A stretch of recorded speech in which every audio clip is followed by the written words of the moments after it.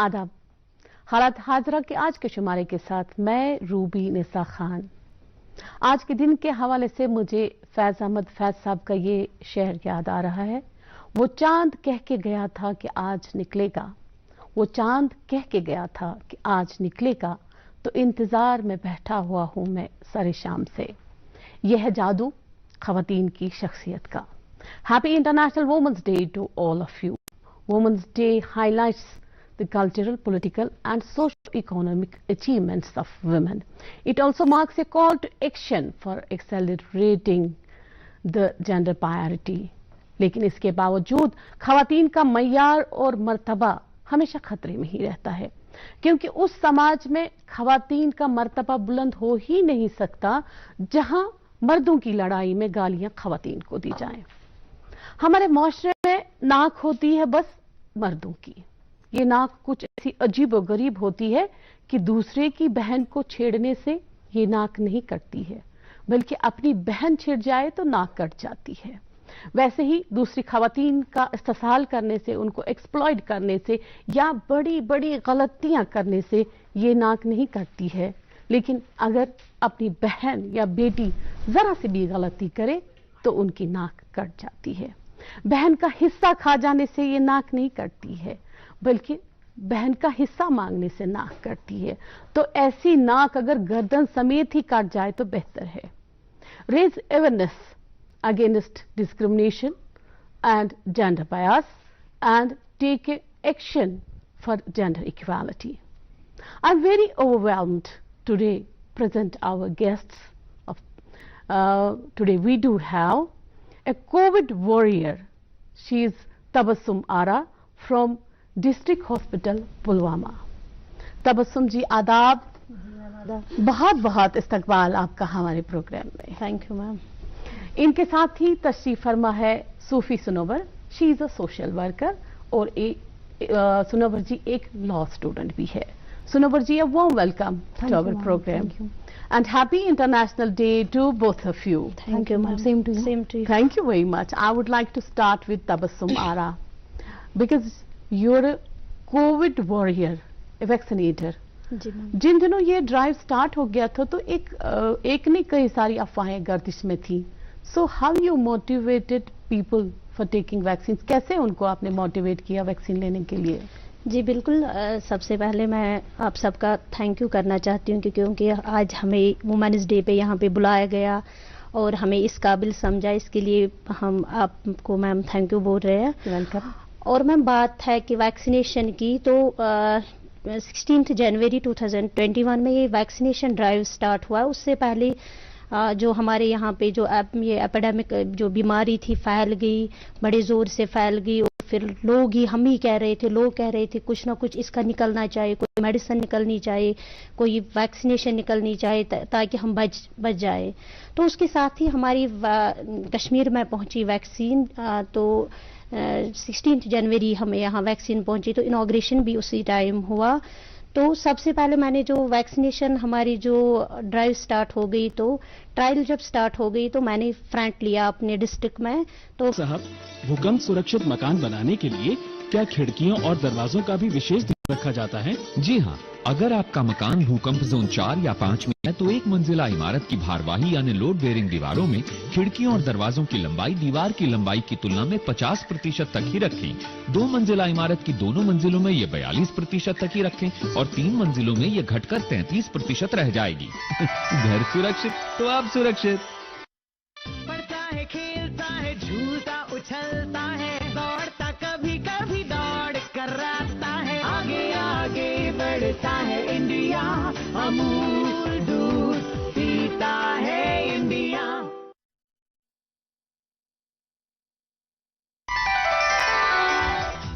Engineer साहब, क्या building में फ्लैट लेते समय कुछ और बातें भी जाननी चाहिए? जी हाँ, बिल्डिंग के आरसीसी कॉलम्स और शेयर वॉल्स दोनों दिशाओं में बनी होनी चाहिए। कॉलम्स की मोटाई कम से कम 30 सेंटीमीटर होनी चाहिए।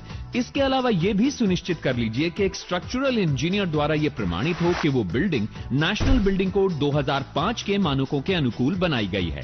याद रखिए, घर सुरक्षित तो आप सुरक्षित।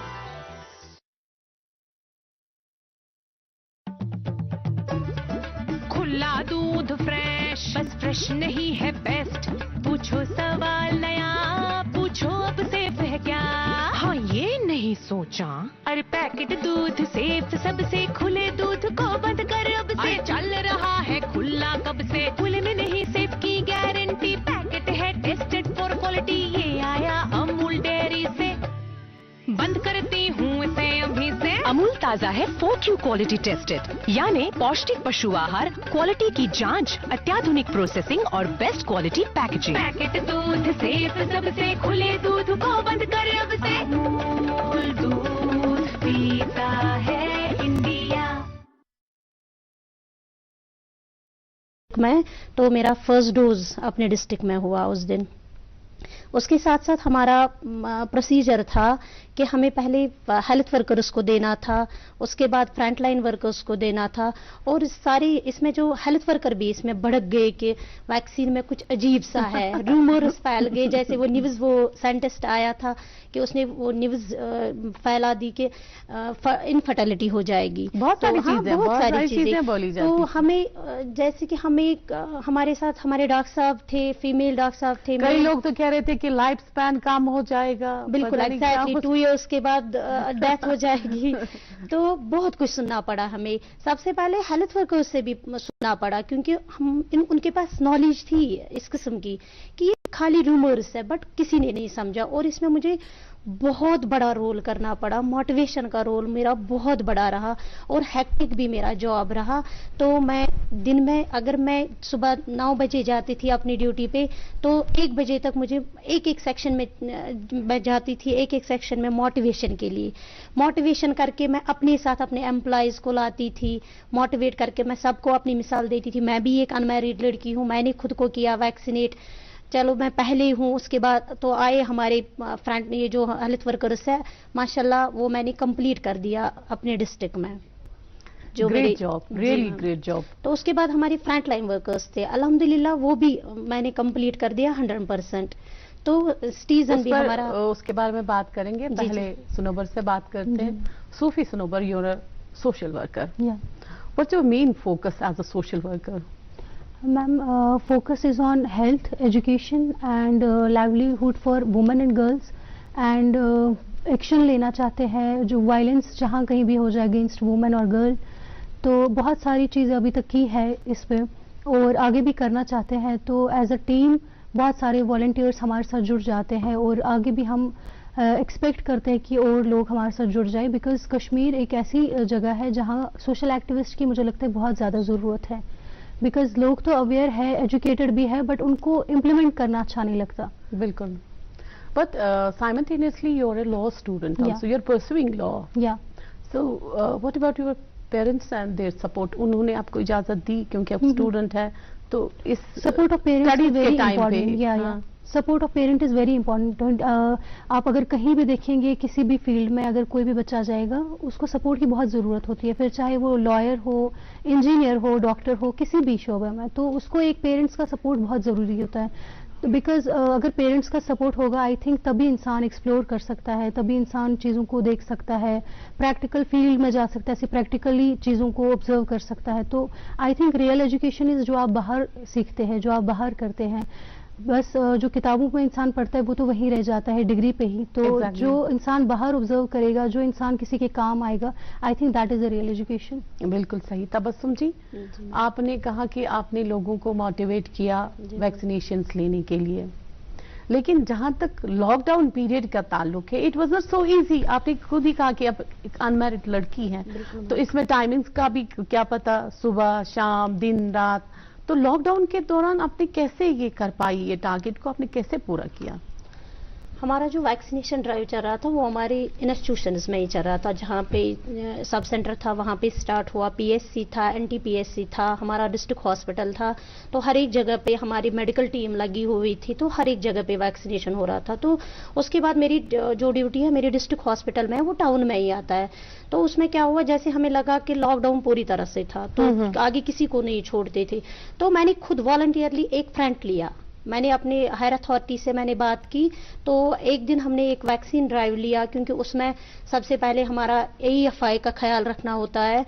तो हमने एक ड्राइव लिया, एक गांव में हम चले गए, तो वहाँ पैडी फील्ड में हम गए। पैडी फील्ड में हमने एक फील्ड लिया, तो वहाँ पे बहुत सारे लोग पैडी फील्ड में काम कर रहे थे। तो मैं उनके पास गई, तो उन्होंने नहीं माना। अच्छा, बिल्कुल नहीं माना, बोला कि हम नहीं करेंगे, हमें क्या मरना है वो है। तो मैंने अच्छे से उनको बड़े प्यार से उनके साथ पेश आई, तो वो खुद ब खुद आ गए, वो पैडी फील्ड से बाहर आ गए। और उसके साथ साथ हम आधा घंटा वहाँ पे रुके, हमने देखा कि ये बिल्कुल ठीक है जिनको हमने वैक्सीनेशन किया। उस दिन हमारे पूरे कश्मीर में वो फिर पैडी फील्ड में ये वैक्सीनेशन करना, फील्ड में करना, डोर टू डोर, वो ड्राइव फिर वहीं से स्टार्ट हो गया। अच्छा, तो अल्हम्दुलिल्लाह वो ड्राइव, उसी ड्राइव से फिर हमें सारा ये जो वैक्सीनेशन है हमारा 100% रहा। आप बिसाइड्स एक फीमेल मल्टीपल हेल्थ वर्कर भी हैं। जी मैम। तो इस हवाले से, क्योंकि आज खवातीन का दिन है, यम खवातीन है, जब खवातीन है तो पूरा समाज है। यूं तो हम आए दिन सुनते रहते हैं there is a woman behind every successful man, या अक्सर हम सुनते रहते हैं woman is a backbone of the society. तो कभी कभी ऐसा लगता है ये कहने सुनने भर की बातें हैं। अगर हम वुमेन हेल्थ की बात सुने तो खवातीन अपने आप को इग्नोर करती रहती हैं, चाहे वो मैटरनिटी हो, बिफोर मैटरनिटी हो, आफ्टर मैटरनिटी हो। तो आप एक मल्टीपल फीमेल हेल्थ वर्कर है, एक NRHM से जुड़ी हुई वर्कर भी है। इस हवाले से बोलिए, कितनी जागरूकता आई है और क्या क्या स्कीम्स है हमारी हेल्थ के हवाले से, अगर खवातीन की हेल्थ और मैटरनिटी की बात हम करें, या वैक्सीनेशन की बात करें, न्यूट्रिशन की बात करें। कहते हैं ना मैम, औरत एक फूल है बाग की, वो एक बागवान है पूरे कायनात की। बिल्कुल। तो मैं अपनी बात करूंगी, मैंने वैक्सीन ड्राइव, खाली मेरी ड्यूटी 10 to 4 है। मैंने 10 to 4 काम नहीं किया, मैंने सुबह से लेके पूरी रात, बिल्कुल मैम, हाँ, राउंड द क्लॉक मैंने काम किया।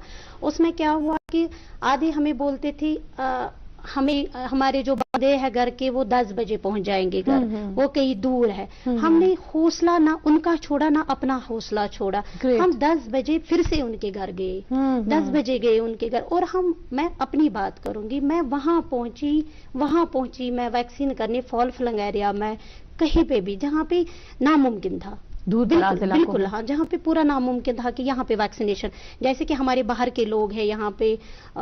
मैं उस दौरान मैं श्रीनगर भी आई, वॉलंटियरली मैं श्रीनगर भी आई, यहाँ पे मैंने वैक्सीनेशन किया, 2-3 दिन मैंने यहाँ पे वैक्सीनेशन किया। तो मैं वहां पे भी गई जहां पे पूरा नामुमकिन था कि इन लोगों के साथ हम हाथ लगा सकते हैं, क्योंकि रूमर्स थे उस टाइम, या कोविड फैला हुआ था।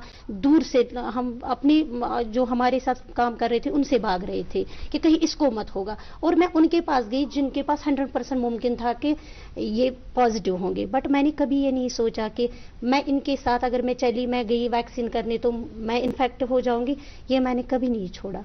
और मैं बात कर रही हूँ कि मैम आपने बोला फीमेल एक मेल से कम नहीं है। बिल्कुल, ये मेरी सोच है। सही बात है। जैसे कि मैं गई रात को, मैंने स्कूटी ली, इस दौरान मैंने स्कूटी ली, तो मैं किसी पे डिपेंड नहीं रही। गुड। मैं 10 बजे मुझे कहीं से भी कॉल आती थी, मैडम 2-3 बार मेरे साथ मजाक भी हो गई। अच्छा। 4 बजे के बाद मुझे कॉल आती थी, मैडम ऐसा वैक्सीन करो ना, मैं वैक्सीन करनी है, आप आ जाए। तो मैं निकलती थी उसी टाइम।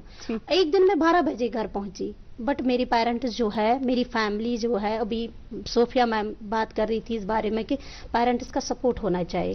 तो मेरी फैमिली में मेरी मॉम है और मेरे भाई है, अल्हम्दुलिल्लाह। मुझे साहब, क्या भूकंप सुरक्षित मकान बनाने के लिए कुछ और सावधानियां भी अपनानी चाहिए? जी हाँ, नए मकान का निर्माण करने से पहले आप ये जानिए कि आपका मकान किस भूकंप जोन में है।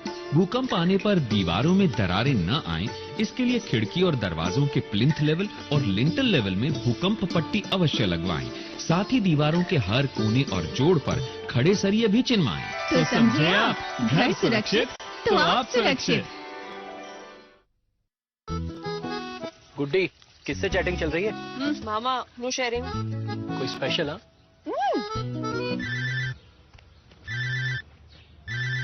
हाँ, बैंक अकाउंट डिटेल्स KYC के लिए 10 मिनट दीजिए। कौन था? बैंक KYC अपडेट के लिए अकाउंट नंबर, पिन और OTP मांगा है। और आप मान गए? जब हम अपनी पर्सनल बातें हर किसी के साथ शेयर नहीं करते तो अपने बैंक अकाउंट की डिटेल्स क्यों शेयर करेगा? Smart girl. याद रहे मामा, डिजिटल लेन देन के लिए किसी को भी अपने बैंक अकाउंट की डिटेल्स ना दे। ओटीपी और पिन नंबर तो कभी नहीं। हमेशा भरोसेमंद नेटवर्क का ही इस्तेमाल करें। याद है ना, नो शेयरिंग। मामा, आरबीआई कहता है डिजिटल चुनो सुरक्षा के साथ।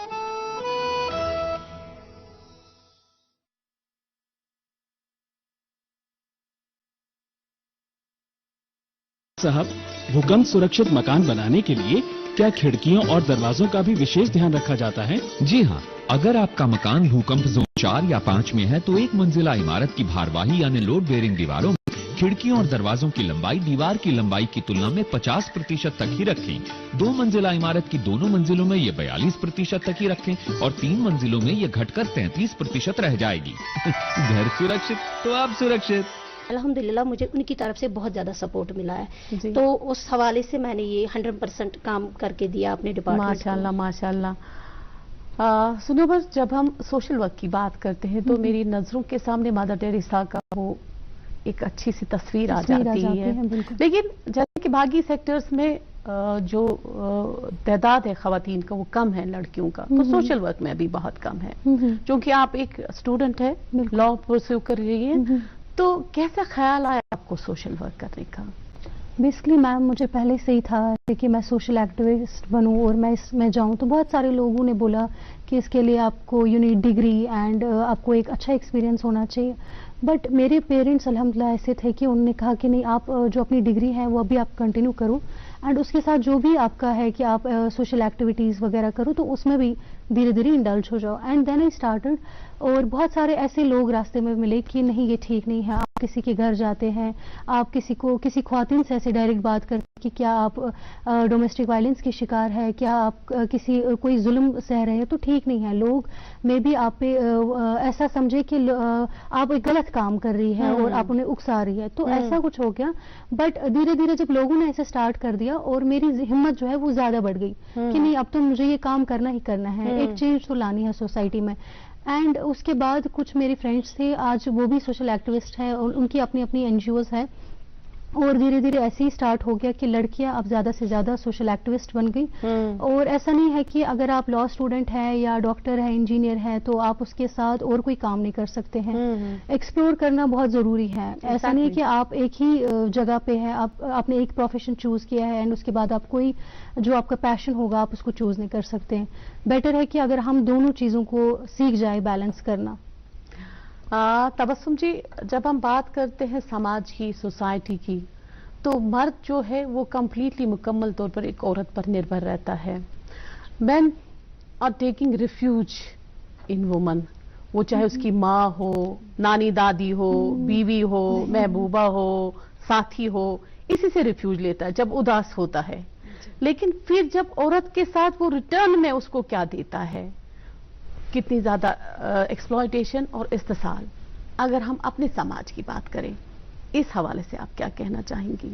इस हवाले से मैं यही कहना चाहती हूँ कि मुझे लग रहा है कि जो मेल्स, आपने बात की है, जो मेल्स फीमेल के साथ या इनको कुछ अलग सा लगता है कि जैसे कि मैं एक लड़की हूँ, मेरा भाई सोचता है कि मैं अभी बाहर जाऊँ काम के लिए, जैसे कि मैं जॉब करती हूँ, मेरी बहन अभी जाएगी, इसकी ड्यूटी है 10 to 4, ये निकली तो 4 बजे के बाद इन्हें हवे घर पहुंचनी चाहिए।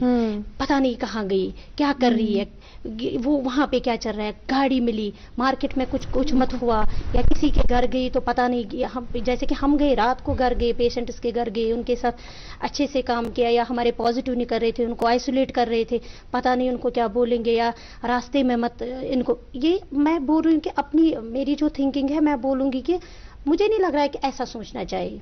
एक फीमेल एक मेल के बराबर है। मैं साथ ही एक्सप्लॉयटेशन और इस्तेसाल की बात कर रही हूँ जो कि समाज में खवातीन के साथ हो रहा है। सिर्फ मेल टू फीमेल नहीं हो रहा है, फीमेल टू फीमेल भी हो रहा है। क्योंकि घरों में जो नानी दादी है, माँ है, बड़ी बुजुर्ग औरत है, वो अपनी यंगर जनरेशन को उस तरीके पर सपोर्ट नहीं कर रही हैं जिस तरीके पर होना चाहिए, या अगर कोई जुल्म और सितम इम्प्लीमेंट किया जाता है उसमें औरत को भी शामिल किया जाता है मर्दों के दौरान। वो मैं आपसे सवाल पूछना चाहती हूँ। अच्छा मैम, जैसे कि मैं अपनी फैमिली में जी। तो मेरी फैमिली में मेरी बहन, मेरी मॉम, मेरी भाभी अगर मुझसे पूछेगी कि आप मत जाओ या कहीं पे आपकी वैक्सीनेशन है, आप गई बड़ी फील्ड में मत जाओ या रात को घर मत जाओ, बट मेरी फैमिली में ऐसा कुछ नहीं हुआ है। अगर होता है किसी के, बट मुझे बहुत सारी मुझे कॉल्स आए फीमेल्स की तरफ से भी। सुनो, आपका क्या ख्याल है वुमेन एक्सप्लॉयटेशन के बारे में, क्राइम्स के बारे में? मैम, अगर आज की डेट में हम देखेंगे तो बहुत सारे ऐसे केसेस हैं, जैसे फॉर एग्जांपल हमने रिसेंटली एसिड अटैक देखा या बहुत सारे ऐसे अटैक्स होते हैं। तो मुझे लगता है कि जो हमारी दादी होगी या कोई ऐसा बुजुर्ग घर में, उनको एटलीस्ट तो समझना चाहिए, बिकॉज आपने कहा कि फीमेल टू फीमेल भी ऐसे जो है जुल्म हो रहे हैं। एंड ये एक समझना चाहिए कि कश्मीरी में एक कहावत है कि 5 उंगलियां ये बराबर नहीं होती। तो हमें चाहिए कि हम मैनेज करें चीज़ों को, और इस्लाम में भी है कि दरगुजर करना है। तो अगर हम उस बात पे चले कि दरगुजर करना है तो मुझे नहीं लगता कि कहीं भी वायलेंस होगी।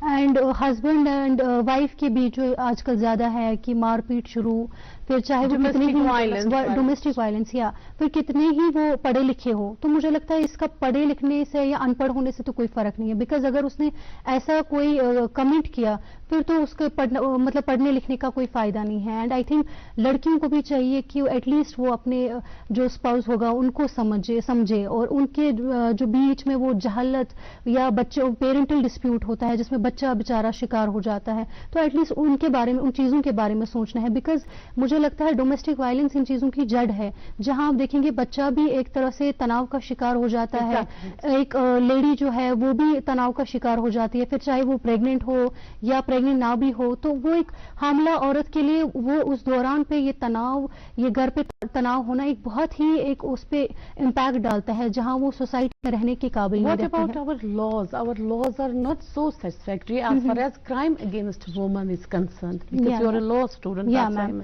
Ma'am, I think it needs to be understand that our law is flexible as well as rigid. तो कहीं ना कहीं, लेकिन मैं ये कहना चाहूंगी कि कहीं ना कहीं लॉज को जो है अमेंड करने की जरूरत है। जैसे हमने रिसेंटली देखा एसिड अटैक का, तो 10 साल उसके लिए पनिशमेंट है, लेकिन मुझे लगता है क्या होगा, मुझे लगता है एग्जैक्टली मुझे लगता है 10 साल उसके लिए पनिशमेंट नहीं होना चाहिए, उसके लिए उसकी लाइफ इम्प्रिजनमेंट होनी चाहिए। उसको तो सोसाइटी में वापस लाने के लायक नहीं रखना चाहिए, बिकॉज ऐसे लोग अगर दरिंदे समाज में वापस फिर आएंगे मोड़ के, ऐसे फिर और कोई उनसे सबक लेता है कि ये तो 10 साल बाद छूट गया, मैं भी 12 साल 10 साल जेल लूंगा, छूट ही जाऊंगा आखिर। तो ये तो होगी कानूनी पकड़। समाजी तौर भी आपको लगता है कि ऐसे लोगों के साथ सोशल बाइकआउट किया जाना चाहिए? ये आपने बहुत ही अच्छा सवाल किया। हम देखते हैं मस्जिद है, मंदिर है, जितने भी ऐसे रिलीजियस इंस्टीट्यूट्स हैं हमारे, बिल्कुल मोहल्ले में प्रेसिडेंट्स होते हैं या पंचायत है, ऐसी चीजें मुझे लगता है मस्जिदों में जैसे जुम्मा होता है उन दिनों जो मौलवी साहब बैठते हैं वो खुतबा देते हैं, मुझे लगता है ग्रैंड प्रेयर्स जब होते हैं, बिल्कुल मुझे लगता है उनको उन दिनों पे किसी और जो है इशू पे ये नहीं उठाना चाहिए। मुझे तो लगता है टॉपिक उनका जो है वो खसूसन होना चाहिए इन्हीं चीजों पे, ताकि सोसाइटी में एक रोक लगे इन चीजों पे। बिकॉज अगर हमने अपने मोहल्ले में इन चीजों पे रोक लगाई, मौलवी साहब ने अपने खुतबे में इन चीजों का जिक्र किया, तो मुझे लगता है कहीं ना कहीं ये चीजें जो है रुक जाएगी समाज में और पता चलेगा कि किस घर में क्या हो रहा है। आज के दिन आपकी एनजीओ की तरफ से एक रैली भी निकाली गई। बिल्कुल। तो क्या मोटिव था उस रैली का? मैम, आज 8 मार्च था एंड इंटरनेशनल वुमेन डे, तो एक मैसेज देना चाहते थे कि एक पॉजिटिव स्प्रेड करना चाहते थे मैसेज कि लड़कियां भी किसी से कम नहीं हैं, लड़कियां अब आज़ाद हैं। बिकॉज बहुत सारी 50% जो है आवाज़ लड़कियों की है और लड़कियां हर एक फील्ड में हैं, अच्छा कर रही है। आप देखो स्पोर्ट्स पर्सनालिटीज़ कश्मीर से कितनी निकल के आ रही है और हर जगह जो है अपना नाम रोशन कर रही है, और जगह जगह जिस भी फील्ड में आप देखेंगे लड़कियां ही हैं। और वो जाहिल जो मर्द होते हैं जो कहते हैं कि हमें लड़कियों का पढ़ना पसंद नहीं, हमें लड़कियों का किसी फील्ड में पसंद नहीं है, बट जब वो डॉक्टर के पास जाते हैं, हॉस्पिटल चले जाते हैं, तो उनको बस लड़कियां ही आसपास नजर आती है जी, उनको आसपास नजर लड़कियां ही आती है और वही उनको ट्रीट करती है और निकलते निकलते वो उनको दवाई देते हैं। और ये मतलब उनके लिए समझना बहुत मुश्किल है कि ये भी लड़कियां ही है और वो भी लड़की है जिसको मैंने घर पे बंद रखा है। काफी खुशहाली बात है कि आज की हमारी ये रैली जो है प्रताप पार्क से होकर डलगेट बुलवार्ड रोड तक चली गई, घाट 9 तक। तो क्या रहा लोगों का रेस्पॉन्स, क्या था आप लोगों को? वाज अमेजिंग, लाइक हमने ऐसा एक्सपेक्ट नहीं किया था कि इतने लोग हमारे साथ ज्वाइन हो जाएंगे, बट जब मैंने पहला ऐसा नारा दिया कि अब हम आजाद है, हमें जेंडर इक्वालिटी। इंजीनियर साहब, क्या बिल्डिंग में फ्लैट लेते समय कुछ और बातें भी जाननी चाहिए? जी हाँ, बिल्डिंग के आरसीसी कॉलम्स और शेयर वॉल्स दोनों दिशाओं में बनी होनी चाहिए। कॉलम्स की मोटाई कम से कम 30 सेंटीमीटर होनी चाहिए। इसके अलावा यह भी सुनिश्चित कर लीजिए कि एक स्ट्रक्चरल इंजीनियर द्वारा यह प्रमाणित हो कि वो बिल्डिंग नेशनल बिल्डिंग कोड 2005 के मानकों के अनुकूल बनाई गई है। याद रखिए, घर सुरक्षित तो आप सुरक्षित। पढ़ता है, खेलता है, झूलता उछलता है, दौड़ता कभी कभी दौड़ कराता है, आगे आगे बढ़ता है इंडिया, अमूल दूध पीता है इंडिया। साहब, क्या भूकंप सुरक्षित मकान बनाने के लिए कुछ और सावधानियां भी अपनानी चाहिए? जी हाँ, नए मकान का निर्माण करने से पहले आप ये जानिए कि आपका मकान किस भूकंप जोन में है। भूकंप आने पर दीवारों में दरारें न आएं, इसके लिए खिड़की और दरवाजों के प्लिंथ लेवल और लिंटल लेवल में भूकंप पट्टी अवश्य लगवाएं। साथ ही दीवारों के हर कोने और जोड़ पर खड़े सरिये भी चिनवाएं। तो समझे आप, घर सुरक्षित तो आप सुरक्षित।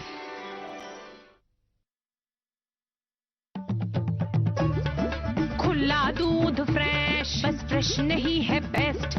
पूछो सवाल नया, पूछो अब सेफ है क्या? हाँ, ये नहीं सोचा, अरे पैकेट दूध सेफ सबसे, खुले दूध को बंद कर अब से। चल रहा है खुला कब से, खुले में नहीं सेफ की गारंटी, पैकेट है टेस्टेड फॉर क्वालिटी, ये आया अमूल डेयरी से, बंद करती हूँ इसे अभी से। अमूल ताजा है 4Q क्वालिटी टेस्टेड, यानी पौष्टिक पशु आहार, क्वालिटी की जांच, अत्याधुनिक प्रोसेसिंग और बेस्ट क्वालिटी पैकेजिंग। पैकेट दूध सेफ सबसे, खुले दूध को बंद कर अब से, अमूल दूध पीता है इंडिया। अब हम आज़ाद है, हमें gender equality, we demand gender equality. तो पीछे से अचानक से हमने देखा कि बहुत सारे लोग हमारे साथ ज्वाइन हो रहे हैं, जो कि सड़क पे भी चल रहे थे, वो ऐसे चल रहे थे और वो भी हमारे साथ ज्वाइन हो गए। तो बहुत अच्छा लगा कि लड़कियां भी चाहती है कि हमें जेंडर इक्वालिटी डिमांड कर रहे हैं, हमें इक्वल राइट्स मिले, हमें किसी भी डोमेस्टिक वायलेंस का शिकार ना हम बने। तो या इट वाज अमेजिंग। तो क्या लगता है आपको कि सिर्फ वुमेन्स डे मनाने से, क्योंकि ये साल में एक दिन होता है, इससे बाकी जो हमारे मसले हैं खवातीन के, रिजर्वेशन हो, हेल्थ हो, समाजी मसाइल हो, घरेलू मामलात हो, किस हद तक हो सकता है ऐसे कुछ जो सिर्फ ये डे मनाने से पूरे साल ऐसा होना चाहिए? I think every day should be celebrated as a women day. और दूसरी बात कि रैलीज निकालने से तो ये ठीक नहीं होने वाला। मैंने पहले भी कहा, चीज़ें तब ठीक हो जाती है जब इंसान फील्ड में निकले, जब उनको प्रैक्टिकली आप करेंगे, उन चीज़ों को आप उन पे देखेंगे कि कहाँ क्या, मतलब किस जगह क्या हो रहा है और किस तरह हम रोक लगा सकते हैं। तो यही मैं कहना चाहूँगी कि रैली से आप सिर्फ एक पॉजिटिव मैसेज स्प्रेड कर सकते हैं। और जो आप जगह जगह पे जाएंगे, जैसे फार फ्लंग एरियाज में जाएंगे या किसी भी, श्रीनगर में ही देखो, किसी एरिया में जाएंगे जहां हम एक लिस्ट तैयार कर सकते हैं कि किस जगह डोमेस्टिक वायलेंस हो रही है या क्या किस जगह कोई खामी है जो हम ठीक कर सकते हैं। तो आई थिंक वो ज़्यादा इफेक्टिव रहता है। और रैली से सिर्फ यही होता है कि एक पॉजिटिव मैसेज स्प्रेड हो जाती है और वो लड़कियां जो घर में बंद पड़ी है, जिन पे रोक लगाई गई है, वो जब ऐसे प्रोग्राम देखती है तो उनमें एक हिम्मत बढ़ती है। बिल्कुल।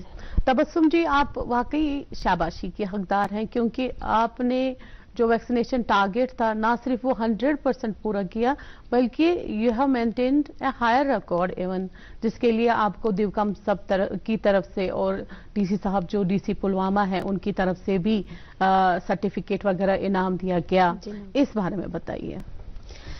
मैं इस बारे में यही बोलना चाहती हूँ कि जैसे हमारे डीसी साहब है हमारे डिस्ट्रिक्ट में, तो उन्होंने मुझे बुलाया जब वो पैडी फील्ड का हुआ उस दिन, जो हमने जो ड्राइव स्टार्ट किया है, तो मैं यही बोलूँगी कि जब एक माँ बाप जब उनके पास कोई बच्चा आता है, अपना बच्चा आता है, तो जब उसका रिजल्ट होता है तो अप्रिसिएशन जब मिलती है अपने माँ बाप की तरफ से, वो और कोशिश करता है आगे बढ़ने की। तो मुझे अल्हम्दुलिल्लाह जो मेरी हायर अथॉरिटीज़ है, सबसे पहले मेरे जो डीसी साहब है डॉक्टर बसीरुल हक चौधरी साहब, तो मुझे उनकी तरफ से अप्रिसिएशन मिल गई, तो मुझे और हुनर बढ़ गया काम करने का। उसके साथ साथ मुझे अपने साहब, भूकंप सुरक्षित मकान बनाने के लिए क्या खिड़कियों और दरवाजों का भी विशेष ध्यान रखा जाता है? जी हाँ, अगर आपका मकान भूकंप जोन 4 या 5 में है तो एक मंजिला इमारत की भारवाही यानी लोड बेयरिंग दीवारों में खिड़कियों और दरवाजों की लंबाई दीवार की लंबाई की तुलना में 50% तक ही रखें।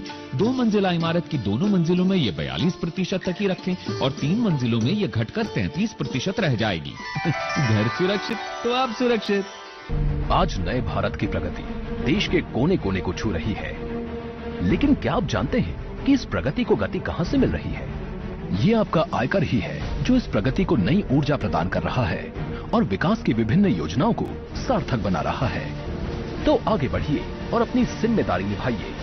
निर्धारण वर्ष 2021-22 की अपनी आयकर रिटर्न 15 मार्च तक फाइल कीजिए। याद रखें, उन सभी करदाताओं को जिनके खातों का ऑडिट अनिवार्य है, निर्धारण वर्ष 2021-22 की अपनी टैक्स रिटर्न 15 मार्च 2022 तक फाइल करनी होगी। ड्यू डेट तक टैक्स रिटर्न फाइल न करने पर आपको ब्याज और जुर्माना लग सकता है तथा कोई भी अनएडजस्टेड बिजनेस लॉस या कैपिटल लॉस कैरी फॉरवर्ड नहीं होगा। अधिक जानकारी के लिए www.incometax.gov.in पर लॉग ऑन करें। प्रत्येक आयकरदाता एक राष्ट्र निर्माता।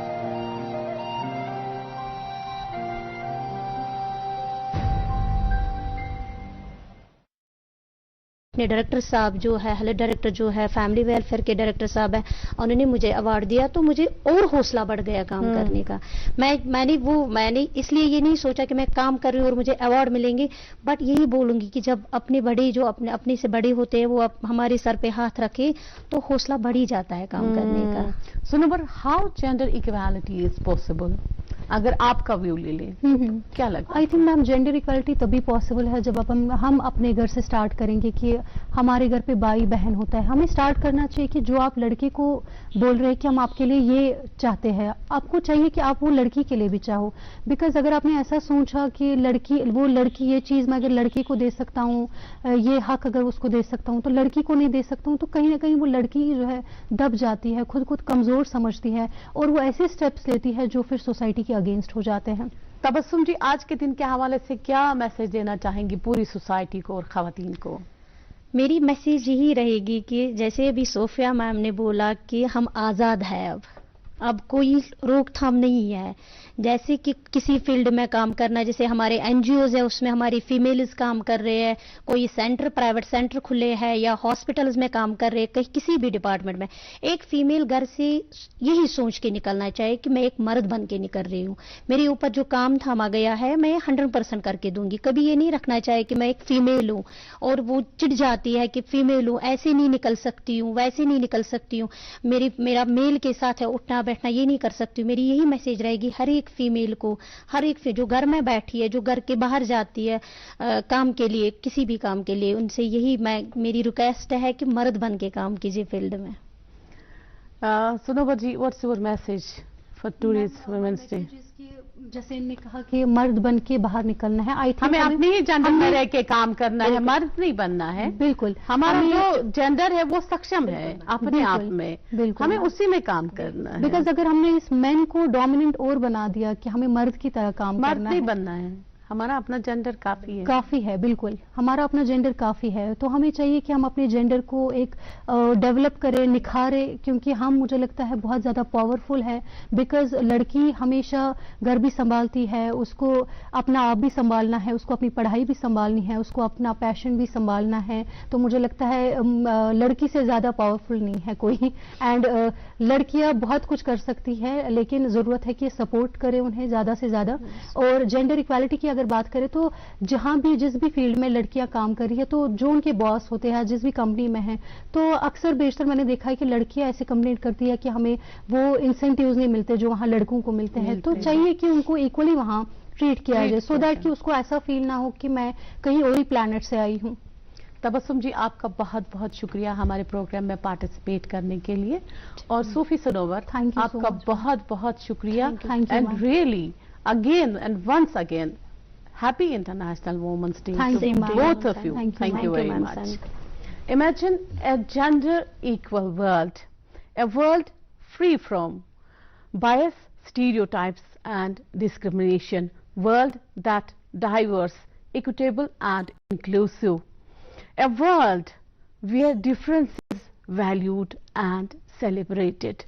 Come, let us forge together women's equality. इंशाल्लाह अगले प्रोग्राम में एक नए मौजू के साथ फिर हाजिर होंगे।